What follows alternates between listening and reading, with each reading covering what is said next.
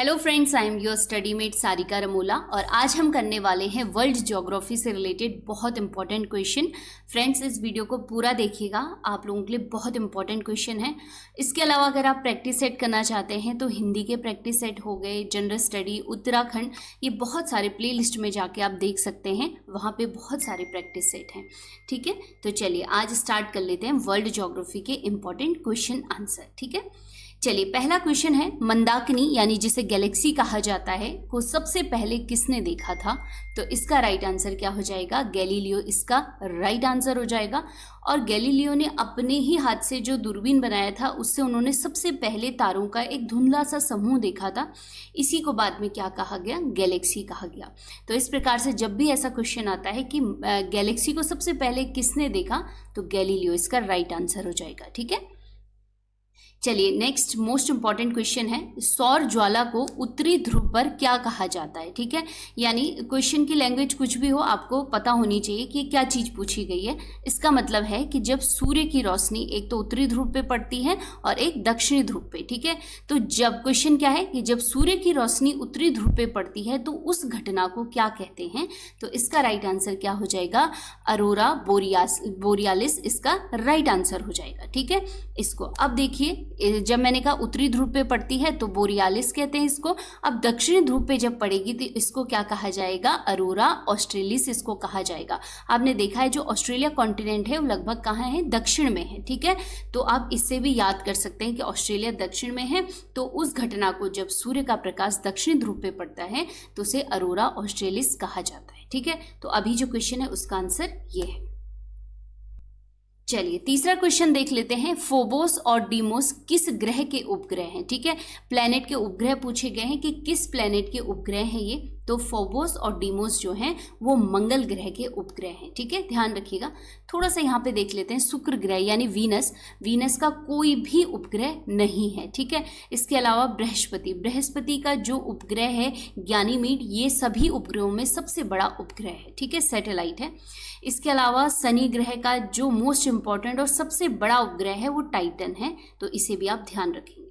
चलिए next question है और ये भी बहुत इंपॉर्टेंट है, चंद्रमा की सतह पर और उसकी आंतरिक स्थिति का अध्ययन क्या कहलाता है? ठीक है, एक तो चंद्रमा की सतह और उसकी जो आंतरिक स्थिति है उसका अध्ययन क्या कहलाता है? तो राइट आंसर क्या हो जाएगा? सेलेनोलॉजी इसका राइट आंसर हो जाएगा। और इसको बिल्कुल भी कंफ्यूज नहीं करना है क्योंकि ऑप्शन में आपके पास सिस्मोलॉजी भी दिया होगा। तो सिस्मोलॉजी किसका अध्ययन कहलाता है? जो भूकंप होते हैं उनका जो अध्ययन किया जाता है, भूकंपों का, उसको कहा जाता है सिस्मोलॉजी। ठीक है, और चंद्रमा की सतह का अध्ययन क्या कहलाया जाता है? सेलेनोलॉजी कहलाया जाता है। ठीक है, चलिए पोडोलॉजी किसे कहते हैं?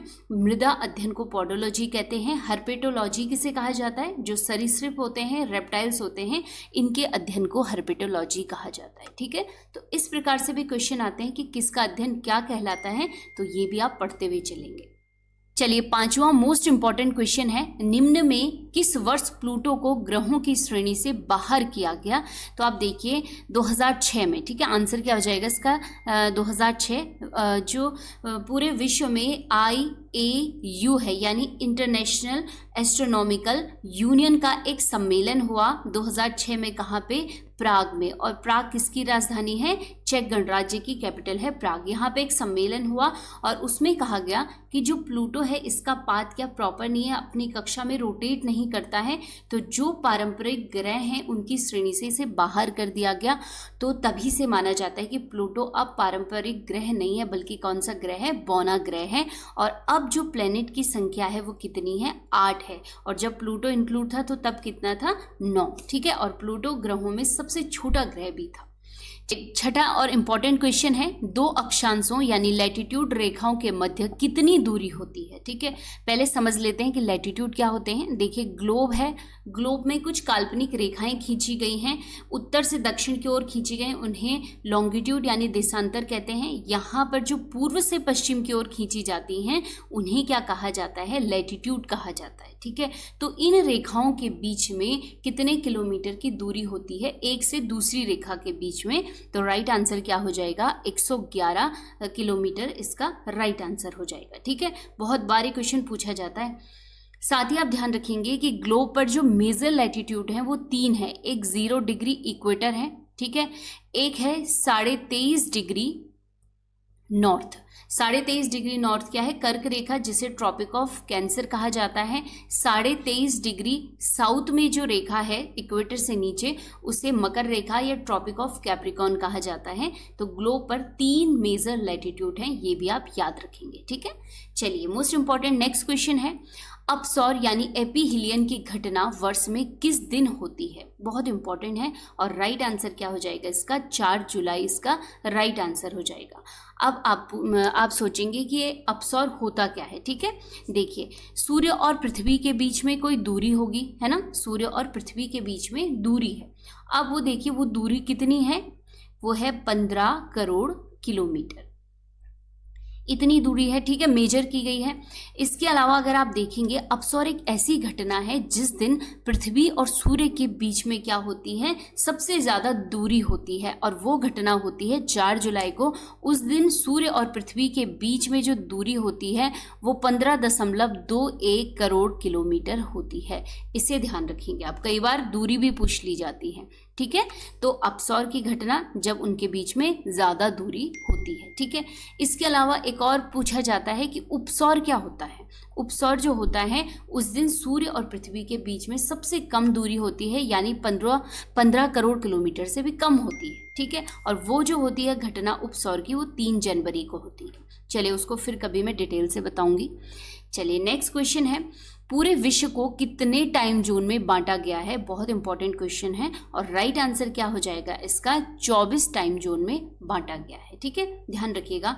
और इसको एक चीज याद रखिएगा कि जो ये टाइम जोन है, प्रत्येक एक जोन में 15 डिग्री देशांतर इसने कवर किया होता है, ठीक है, लॉन्गिट्यूड कवर किया होता है। तो आप मल्टीप्लाई करेंगे तो 360 डिग्री, ठीक है, इसको कवर करते हैं कितने टाइम जोन में? 24 टाइम जोन में इसको कवर किया गया पूरे वर्ल्ड को।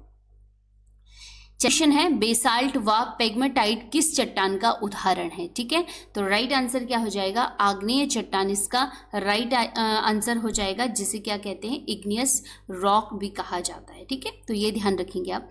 नेक्स्ट क्वेश्चन है इंपॉर्टेंट, निम्न में से काली मिट्टी का निर्माण किस चट्टान से होता है? तो राइट आंसर क्या हो जाएगा? बेसाल्ट इसका राइट आंसर हो जाएगा। बेसाल्ट में सबसे ज़्यादा जो मात्रा होती है वो लोहे की होती है, ठीक है। और काली मिट्टी किसकी उपज के लिए सबसे ज़्यादा इंपॉर्टेंट होती है? कपास के लिए, ठीक है।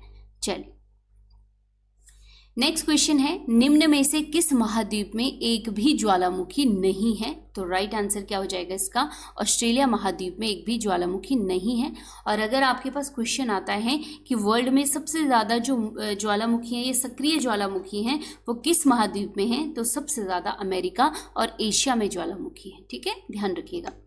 नेक्स्ट इंपॉर्टेंट क्वेश्चन, निम्न में से किस ज्वालामुखी को भूमध्य सागर का प्रकाश स्तंभ कहा जाता है? तो राइट आंसर क्या हो जाएगा? स्ट्रोम्बोली जो ज्वालामुखी वोल्केनो है, इसको भूमध्य सागर का प्रकाश स्तंभ कहा जाता है। स्ट्रोम्बोली जो कहाँ पे है, किस देश में है? इटली में है, ठीक है। अब जब इटली में प्रकाशित होता है ज्वालामुखी, तो इसके आसपास के क्षेत्र भी प्रकाशित होते हैं, और वहीं पे क्या है? भूमध्य सागर भी है, तो प्रकाशित होते हैं, तो इसीलिए इसको भूमध्य सागर का प्रकाश स्तंभ भी कहा जाता है, ठीक है। चलिए, 13वां क्वेश्चन है, निम्न में कौन सा सुमेलित नहीं है? पूछा गया है, ठीक है। कुछ चट्टानें दी गई हैं, रॉक्स दी गई हैं, उनका मेटामॉर्फिक फॉर्म दिया गया है, रूपांतरित रूप दिया गया है, तो हमें देखना है इसमें कौन सा सही नहीं है, ठीक है। पहला ऑप्शन है लिग्नाइट कोयला जो है वो रूपांतरित होता है एंथ्रोसाइट कोयले में, बिल्कुल सही है। बेसाल्ट का रूपांतरित रूप ग्रेफाइट है, तो ये नहीं है, ठीक है, तो आंसर यही हो जाएगा, क्योंकि बेसाल्ट जो कन्वर्ट होता है मेटामॉर्फिक में चेंज होता है, वो सिस्ट होता है, ठीक है, सिस्ट में कन्वर्ट होता है। नेक्स्ट है ग्रेनाइट, और ग्रेनाइट का मेटामॉर्फिक रूप जो है वो है नीस, ठीक है। चूना पत्थर कन्वर्ट होता है संगमरमर में, तो बाकी बिल्कुल सही है, ऑप्शन बी सुमेलित नहीं है, ठीक है। 14वां क्वेश्चन है, बॉसजेस पर्वत किस देश में स्थित है? तो राइट आंसर क्या हो जाएगा? फ्रांस इसका राइट आंसर हो जाएगा। और कई बार क्वेश्चन क्या पूछ लिया जाता है कि किस माउंटेन का उदाहरण है? फोल्ड माउंटेन, ब्लॉक माउंटेन, ऐसे जो माउंटेन होते हैं उनसे रिलेटेड पूछ लिया जाता है। तो ये जो उदाहरण है बॉसजेस, वो किस माउंटेन का है? ब्लॉक माउंटेन का उदाहरण है, इसे भी ध्यान रखेंगे, ठीक है। और कहाँ पे है? फ्रांस में।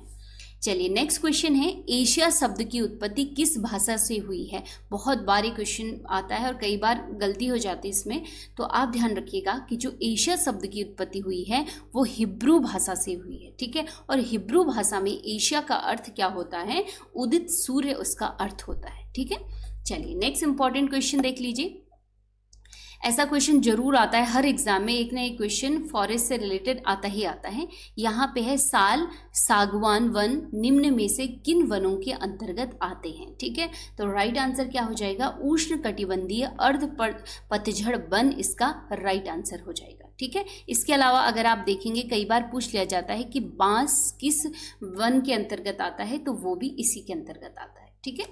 चलिए 17वां क्वेश्चन है, गिब्सन मरुस्थल किस महाद्वीप में स्थित है, ठीक है। जो गिब्सन मरुस्थल है वो किस महाद्वीप में है, तो राइट आंसर क्या हो जाएगा, ऑस्ट्रेलिया इसका राइट आंसर हो जाएगा।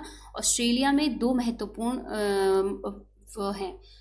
मरुस्थल हैं आपके, तो उनमें से गिब्सन है और विक्टोरिया है, ये दोनों इंपॉर्टेंट है, ठीक है। चलिए नेक्स्ट क्वेश्चन आ जाएगा, मिंडनाओ ट्रेंच, ठीक है। एक है मारियाना ट्रेंच, ये है मिंडनाओ ट्रेंच, ये किस महासागर में स्थित है, ठीक है। तो राइट आंसर क्या हो जाएगा, पैसिफिक ओशंस यानी प्रशांत महासागर इसका राइट आंसर हो जाएगा। इसके अलावा मैंने आपको बताया मारियाना ट्रेंच जो सबसे डीपेस्ट पॉइंट है समुद्र में पृथ्वी पे, तो वो भी मारियाना ट्रेंच और किस महासागर में है, प्रशांत महासागर में है, ठीक है। तो याद रखिएगा, ऐसे भी कभी क्वेश्चन पूछ ले जाते हैं। नेक्स्ट क्वेश्चन है, हेम्बोल्ट की जलधारा किस प्रकार की जलधारा है, ठीक है। तो राइट आंसर क्या हो जाएगा, ये जो जलधारा है वो कैसी है, ठंडी जलधारा है, ठीक है, ध्यान रखिएगा। नेक्स्ट क्वेश्चन है, विश्व का सबसे बड़ी तटीय सीमा रेखा वाला देश कौन सा है, तो राइट आंसर क्या हो जाएगा, कनाडा इसका राइट आंसर हो जाएगा, ठीक है। अगर दूसरे नंबर की बात करेंगे तो दूसरे नंबर पे सबसे बड़ी तटीय सीमा रेखा वाला देश इंडोनेशिया है, तीसरे नंबर पे आ जाता है ग्रीनलैंड और चौथे नंबर पे रूस आ जाता है, ठीक है। तो सबसे बड़ा पूछा गया तो कनाडा हो जाएगा, ठीक है। तो ये थे वर्ल्ड ज्योग्राफी से रिलेटेड मोस्ट इंपॉर्टेंट क्वेश्चन। अगर आप लोगों को वीडियो पसंद आती हैं तो मैं और भी ऐसी वीडियो बनाऊंगी, पर कमेंट जरूर कीजिएगा पसंद आती है या नहीं आती है, ठीक है। मिलते हैं हम नेक्स्ट वीडियो में, तब तक के लिए धन्यवाद, पढ़ते रहिए।